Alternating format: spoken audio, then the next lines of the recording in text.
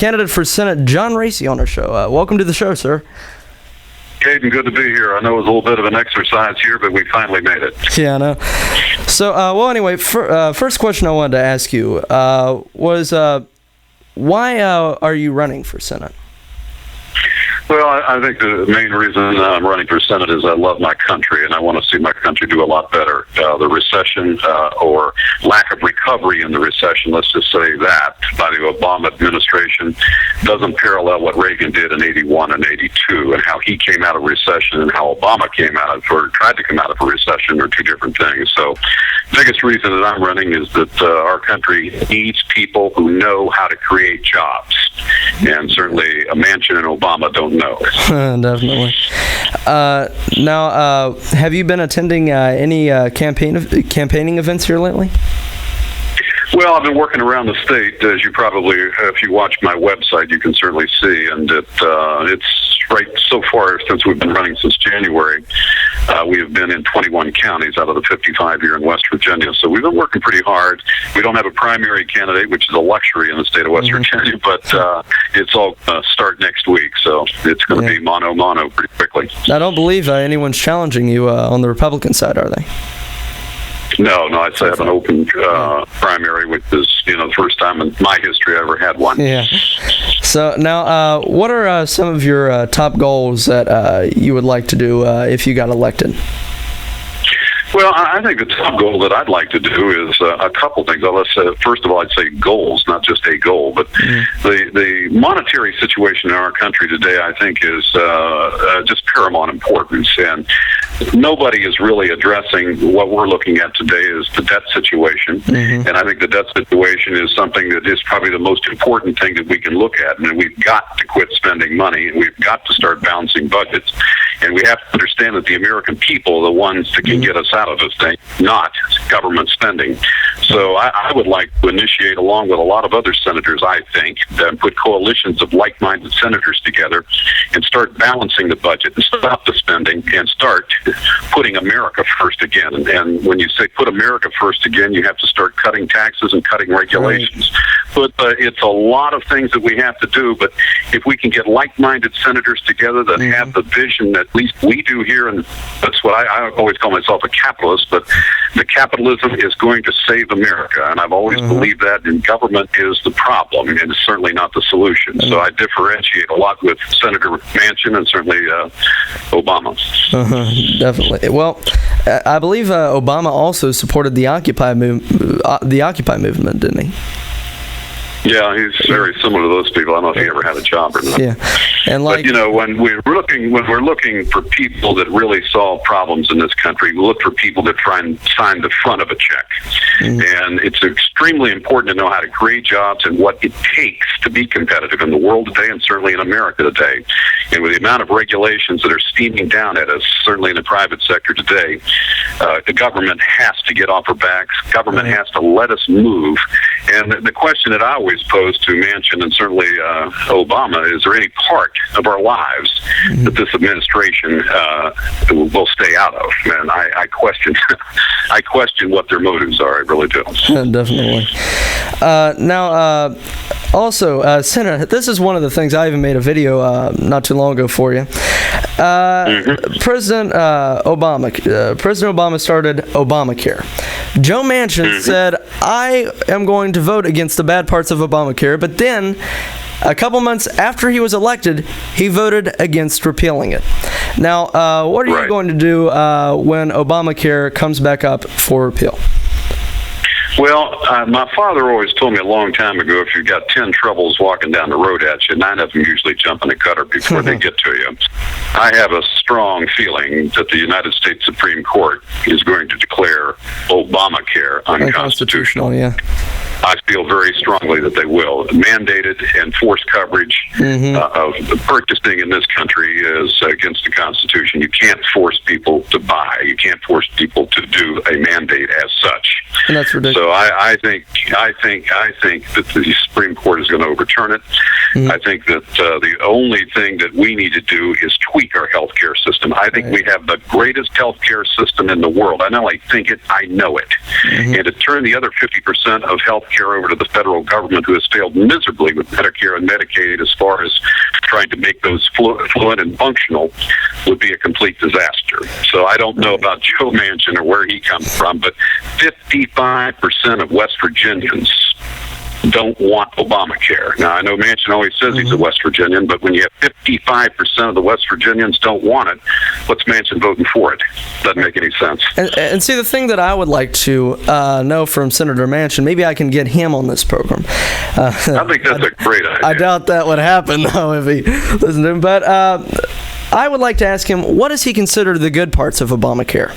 That's what I want to know. I think that's a great question. I'd like to know that myself, because unmitigated and unadulterated socialism, where does that benefit anybody in a democracy, in a free enterprise nation like we have? I don't get it either. And I mean, Mr. Raese, in Canada, they know it as socialized universal health care.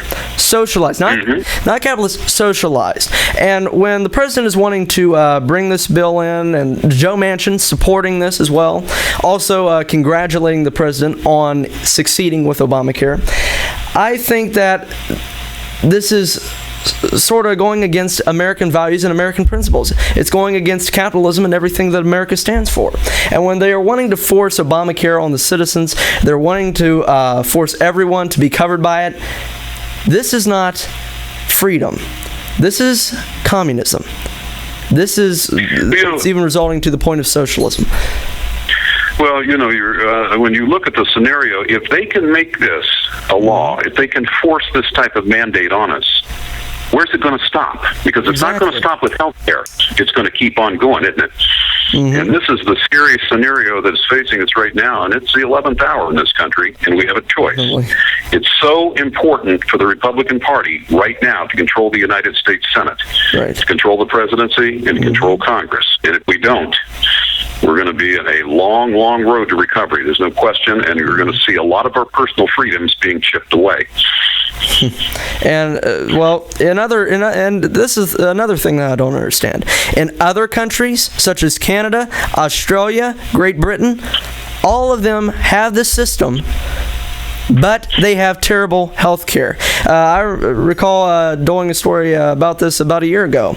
There was this man's name that was Jack Tagg that was going blind in one eye. He was from Great Britain. And what happened was they said that they are not going to cover him unless he goes blind in at least one eye and starts to go blind in the second eye until they'll give him coverage. This is what we are basically inviting into this country. And that's ridiculous. Well, there's not only that, and it's what you know and I know. There's going to be rationing because there's not going to be enough doctors to go around. And we hear right now there might be 40,000 doctors give up the profession because they don't want to mess with it. And, they don't have to, do they? They can go other areas and other places. And that is a concern. But when you start taking capitalism and free enterprise away from the medical profession and turning it over to the federal government, God, what has the federal government ever done that has worked correctly?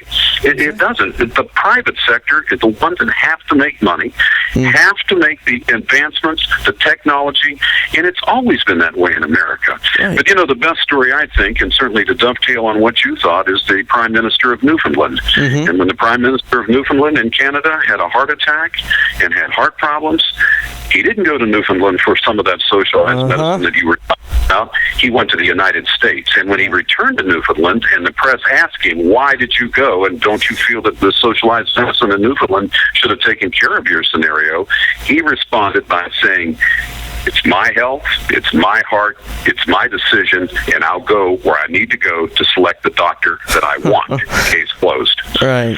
Well, and with President Obama and these other guys supporting this, knowing how it has worked in these other countries, why would they be supporting it? Why would they be supporting it? They're not wanting to go by history. They're not wanting to look at the effects that it's caused on these other countries. Well, Well, you're precisely correct. And the horror stories from other socialized medical countries is just phenomenal. For instance, in Canada, just to get an MRI, it's over 4 months waiting. And this is what I keep going back to. This is called rationing. There's not enough to go around. And when you limit the size of what you spend in healthcare, you're going to find rationing. But anytime government starts to micromanage the economy, it is the death of capitalism, and that's what we're going to have. Capitalism requires the limitation of government powers to maximize the freedom of an individual, and that's the way it's always been in this country. It's why we still have the best healthcare system in the world. Right. When people get sick all across the world and all these nations that have socialized medicine that has failed, most leaders of other nations, where do they go? Well, they go to Duke University, they go to the Mayo Clinic, they go to Pittsburgh. They come to this country. Right. Now, when Ted Kennedy was sick, and he was somebody that really wanted socialized medicine in this country, he didn't go to England, did he? Did he go to Canada? Did he go to Germany? Did he go to France? He went to Duke. Excellent. In North Carolina. And, well, I'm going to tell you this. When my little brother was born, we ended up getting a doctor that was from Canada. And he told us, he knew that I was big in politics. I was even big in politics when I was 11 years old at the time. He said, well, I'm going to tell you something about this new Obamacare that's coming in. He said, I am from Canada, and we have this system over there. I came to the United States to get away from that because of all the restrictions and the entire mess of having to deal with Canada's universal healthcare system. Now we're going to be putting American doctors in that same position that Canadian doctors are in. And Canadian doctors are no longer going to be able to come and become United States citizens if they are just coming over here to get away from the system. Now they're going to have it over here. And this is going to extremely apply a negative effect on the healthcare system that we currently have now and the health of But it also goes back to our spending problem in this country. Right. How can we afford this extra scenario in healthcare? I was just reading the other day at Hillsdale College had a study. They think the projections right now over the next 10 years will be $2.5 trillion additional in deficit spending added to our debt. $2.5 trillion. That's Hillsdale College trying to study. Now, when we hear Manchin and we hear a lot of these bureaucrats, as I've expressed earlier, the number one problem I still think in this country is this debt, the $16 trillion debt, and our deficits that we're running and we're accumulating, because in 2 years we're going to be like Greece, or in less than 2 years we're going to be like Spain. Not acceptable. And we have the capacity and the facilities right now to stop this. But we don't have any courage, do we? No. We have no courage. Now, and that's demonstrated right in the Senate and right in the House. The Senate hasn't even put a budget together in, over 1,000 days? 3 years. What is that? Every one of them should be removed from office as far as the Democratic Party, because they're holding up our budget. And we can put a budget together in the House, can't we? Definitely. Now, moving on to another topic. I think Mr. Manchin is trying to stay in the middle. He's not wanting to put his support on the entire Democratic side, and he's not wanting to put his support on the entire Republican side, although he does think Democrat. And here recently he has made the comment, I don't know if I'm going to vote for Barack Obama in the upcoming 2012 election. What? He doesn't. Of course he is. Because also I was reading in our local paper, the Record Delta. He supports the Warren Buffett package. So he's definitely not going to support Mitt Romney, a big businessman. That wouldn't make sense, because when you are saying, the rich should be taxed more, and you support a big budget that is going to have a negative effect on businesses as well as the private sector, and then you're going to say that you're going to vote for Mitt Romney? If he doesn't support Obama, and this is what he claims, or he doesn't know, first of all, what's taking him so long to figure it out? Right. I figured that out a long time ago. But let's look at what he does support. 85% of the time, Manchin has voted with Barack Obama, whether it's health care or stimulus spending or his fetish, Joe Manchin's fetish, which is cap and trade, which he has tried so eloquently and so hard and successfully put into West Virginia. That's something Obama couldn't even get done nationally. Joe Manchin is absolutely the worst thing economically that's ever happened to the state of West Virginia. And all you have to do is look at when he was governor, when he took over the governorship. We had 4.5% unemployment, and when he left, it was up to 8. Is that a job creator? Reminds me a lot of Barack Obama. Right. Very similar. And he's been playing this little game for a long time now, even when he's in the Senate. He didn't show up to vote for Don't Ask, Don't Tell. He didn't show up to vote for the DREAM Act. He is trying to basically stay in the center so he can't say, I didn't vote for that. You can't blame me because that passed. And it's like he's playing a little game here, doing anything that he can to get reelected. And also with the EPA, he is saying, oh, well, I don't know if I support the EPA or not. What do you have to say about that? Well, you can certainly look at a press conference that he had down in front of John Amos Power Plant down in the southern part of the state of West Virginia. And he got up and he said that he supports the EPA regulations, but he wants to hold them off until the year 2017, which would put them in back of several elections, wouldn't it? But he said that would give them time to massage and to understand, and we could accomplish these regulations just with a little time. And then if the power companies and a lot of the facilities don't recognize the regulations, then we're going to come down and find the hell out of them. That's Joe Manchin. Put everything off and then have the opportunity when it comes time, then he'll institute it. And that's where his philosophies are. But you see, that's a classic politician. He won't address the situation. The situation needs addressed. There should be no stone unturned right now. And I'm calling on Governor Tomlin in the legislature in West Virginia. I'm calling on them to repeal House Bill 103, which is West Virginia's version of cap and trade. It needs to be repealed. We're the only coal-producing state in America that has it, and I'm sure that you saw what happened at the cracker plant. It didn't locate in West Virginia. It located where? It located in Pennsylvania. Now, does Pennsylvania have this great work environment, or let's say business environment, that's better than West Virginia? Well, they have one thing that's better than West Virginia. They don't have cap and trade. And any company that's going to do its due diligence have to remember that energy and private property are the cornerstones of capitalism, and any company that does their due diligence on where they're going to locate, they're not going to locate in a state that has cap and trade. I have a big question mark with the legislature, what the Coal Association, what the Chamber of Commerce in West Virginia, and what Mr. Tomlin and Mr. Manchin are trying to do to the state of West Virginia. And with cap and trade, they have been trying to teach us about cap and trade in school, saying that it is a good program. Clean air is a wonderful program. They have been saying this. When I went down to Charleston, I was a page for West Virginia House of Delegates. I interviewed a couple people there. That Fairness West Virginia, that organization was down there, and I was interviewing some of them.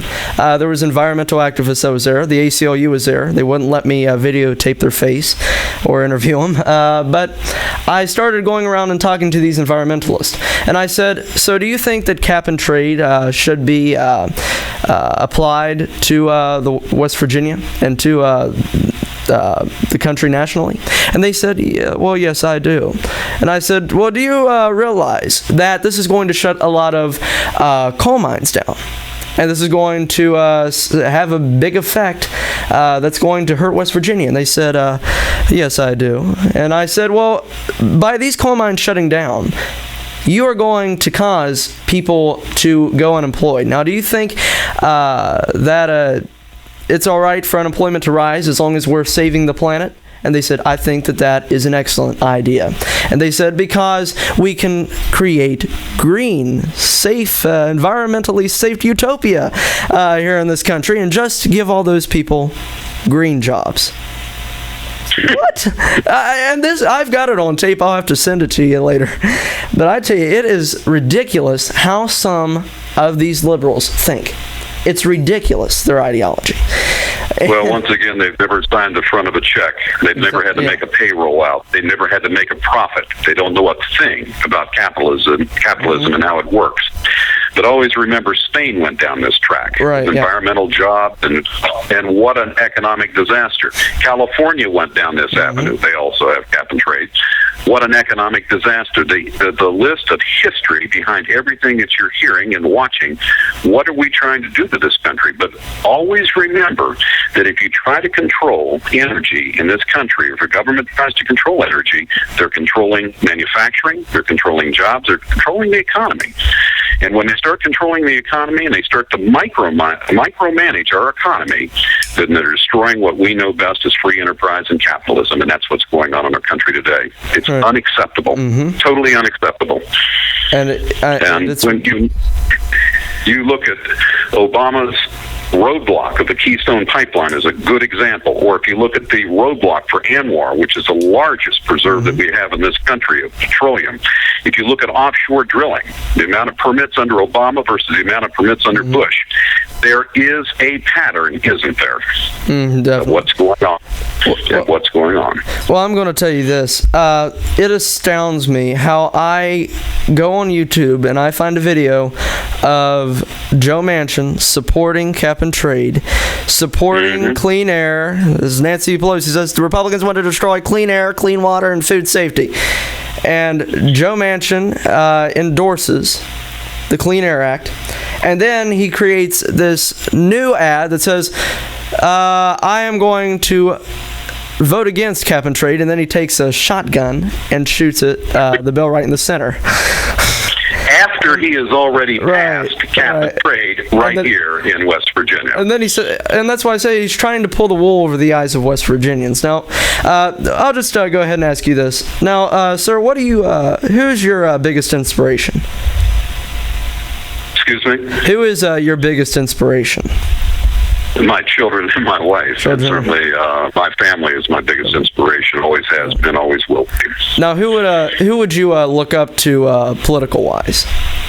Political heroes in my life starts with Ronald Reagan, because he's the first, really, somebody that really got me interested in politics was Ronald Reagan, and my brother Richard. Those two people, both very conservative and certainly big influences on my life. Well, I guess you would have to look at Joe Manchin, too, and respect him for the person that inspires him, and he tries to pattern his campaign after Benedict Arnold. He's trying to go to the right, then go to the left, stay in the center. He doesn't know what he believes in. Now, Benedict Arnold, he fought for the Redcoats and then the colonists at the same time. So maybe we're repeating this with Joe Manchin. I'm not sure here. But well, I know he's getting a blister somewhere on his body, but we won't go into the location. Yeah. And I tell you, I have known him, Mr. Manchin, as well. And I met him down here when he came to the Sago Mine accident. And when he was governor, he was a pretty nice guy. I mean, he had a nice personality. But then when I start going into what he believes in, and I start researching everything that he supported while he has been senator, and what some of the things that he supported while he's governor, I'm totally turned against him. I'm disgusted with him. And I'm disgusted with a lot of the things that he votes for. And I got to tell you, I am extremely pleased with the messages that you have. I really like your campaign. And I think I appreciate that. And I think that if you get in there, you're going to make a heck of a senator. But well, I'd like to get in there for 6 years, because I believe, as our founding forefathers believe, I think you serve a certain amount of time and then you go home to the farm. Yeah. And I don't have much more than 2 or 3 years if we're going to do anything to try to resurrect this great country and put it in the position that we should have it.